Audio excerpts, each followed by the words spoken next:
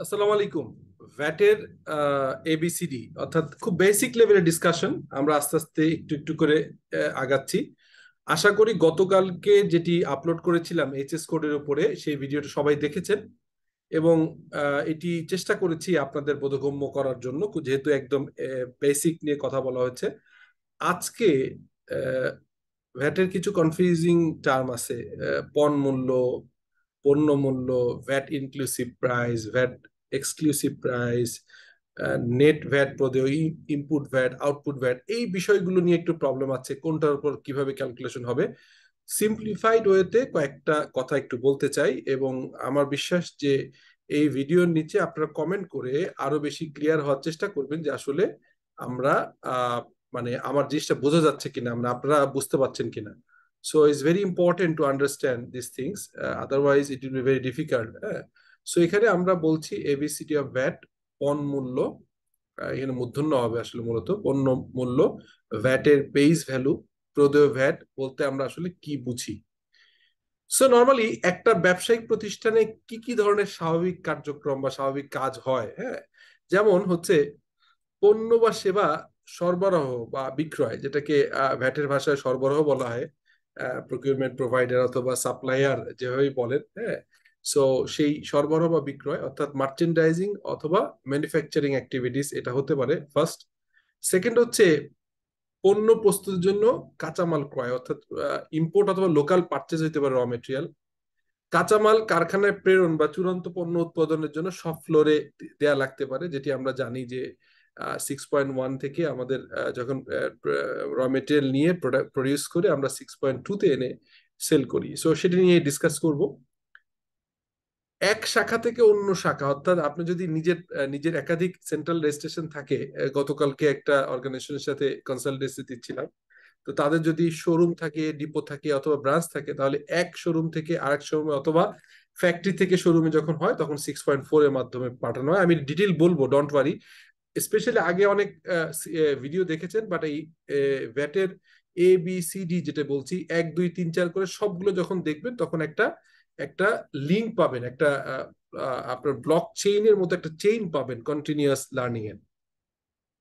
অনেক সময় ক্রয় ফেরত হতে পারে, সেখানে আমরা পারচেজ রিটার্ন বা ডেবিট নোট ইস্যু করা হয়। বিক্রয় ফেরত বা হচ্ছে সেলস সেল আপনার হচ্ছে যে এটা ক্রেডিট, এটা হচ্ছে ক্রেডিট নোট হবে। সো বিক্রয় ফেরতটাকে আমরা ক্রেডিট নোট করব। সো এই বিষয়গুলো কিন্তু আমাদের এখানে আমরা করব। আমি আসলে চেষ্টা করি যে আপনাদেরকে একটু কন্টিনিউয়াসলি আপডেট রাখার জন্য। সো সেই চেষ্টায় আমি আজকে মনে হলো যে এগুলো নিয়ে আলাপ করি। তো বিক্রয় ফেরত বা sales sales return, credit note এবং আহ, অনেকগুলো মূসকের সঙ্গে সঙ্গে সবচেয়ে একটা ইম্পর্টেন্ট মূসক হচ্ছে, আগে আমরা যে কারেন্ট অ্যাকাউন্ট মেনটেন করতাম এখন এগুলো করতে হয় না।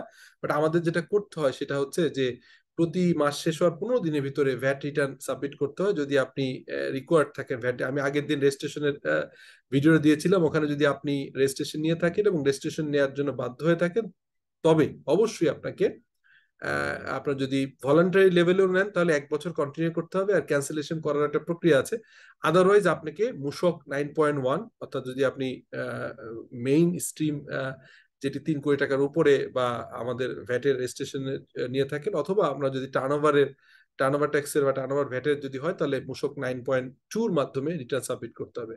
এখন এই যে কথা শুরুতে বলছিলাম যে পণ্য মূল্য, যেটাকে আমরা বলছি যে এখানে আমি বইয়ের সংজ্ঞায় যদি বলি তাহলে বলা হচ্ছে আইনের ধারা 2-এর দফা 58, হ্যাঁ, মানে সংজ্ঞা দেয়া আছে 2, সেখানে 58 দফায় বলা হচ্ছে ন্যায্য বাজার মূল্য এর সংজ্ঞা প্রসঙ্গে আপনার বলা হয়েছে, এবং দফা 59 মানে 59 নম্বর ইয়েতে বলা হয়েছে পণ, এই যে পণ কথাটা, এই পণ কথাটাকে বলা হচ্ছে যে এর ভিতরে ভ্যাট ইনক্লুসিভ থাকবে, এটাকে ভ্যাট অন্তর্ভুক্ত থাকবে। অন্য জায়গায় আবার ডিফারেন্ট কিছু কথা বলা আছে, সেটা আমরা পরে ডিসকাশন করবো। আপাতত ভ্যাট ইনক্লুসিভ প্রাইস আর পণ্য মূল্য যেটা আমাদেরকে যেটা ভ্যাট এক্সক্লুসিভ।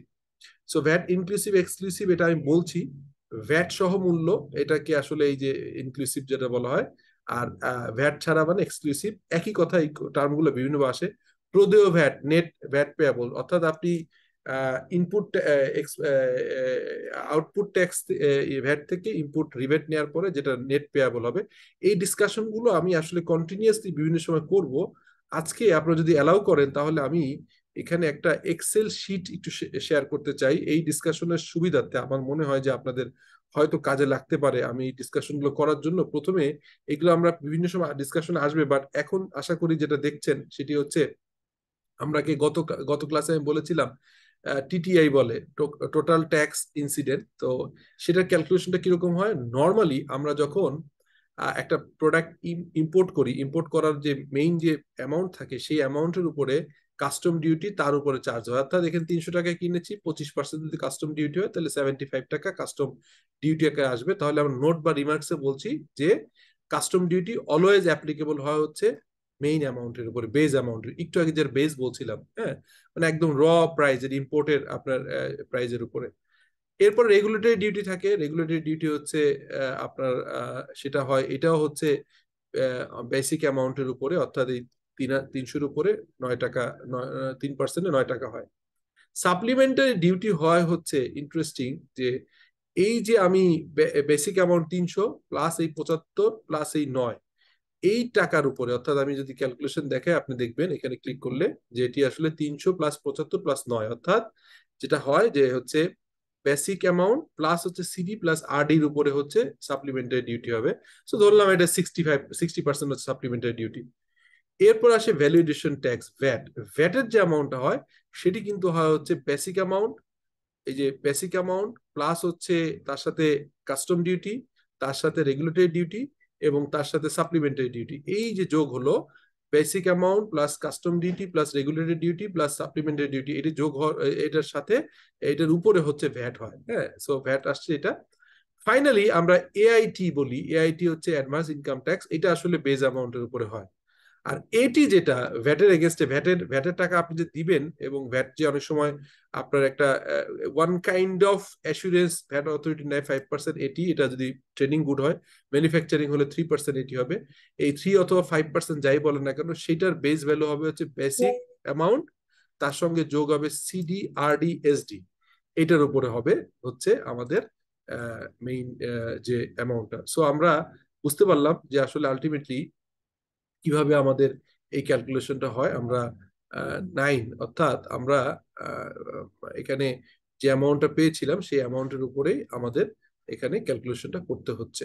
সো যদি আমরা জিনিসটা বুঝে থাকি তাহলে আমরা এটুকু বুঝলাম যে এভাবেই করে কিন্তু। সো তাহলে আমরা যদি বলি আহ, এবার আগের ইস্যুতে আবার ফেরত আসি, আমরা যেটা বলছিলাম সেটি হচ্ছে যে আমাদের শেয়ারিং প্রসঙ্গে যে কথাটা আমি বলছিলাম এখানে, তাহলে ভ্যাট এক্সক্লুসিভ প্রাইস যেটি, এটি হচ্ছে মূলত সব রকম ভ্যাট ছাড়া।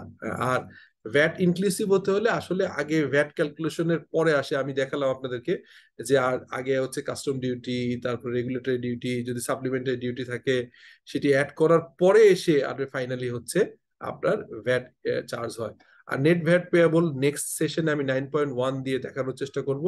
সো আশা করি এই ধরনের ছোট ছোট ডিসকাশন আজকে যেমন যেটি করলাম, এই ডিসকাশন গুলো আপনারা কমেন্ট করবেন, জানতে চাইবেন, কোশ্চেন করবেন, তাহলে আমার বুঝতে সুবিধা হবে যে কোন জিনিসগুলো আমার থেকে আপনারা জানতে চাচ্ছেন। So thank you, take care, আসসালামু আলাইকুম।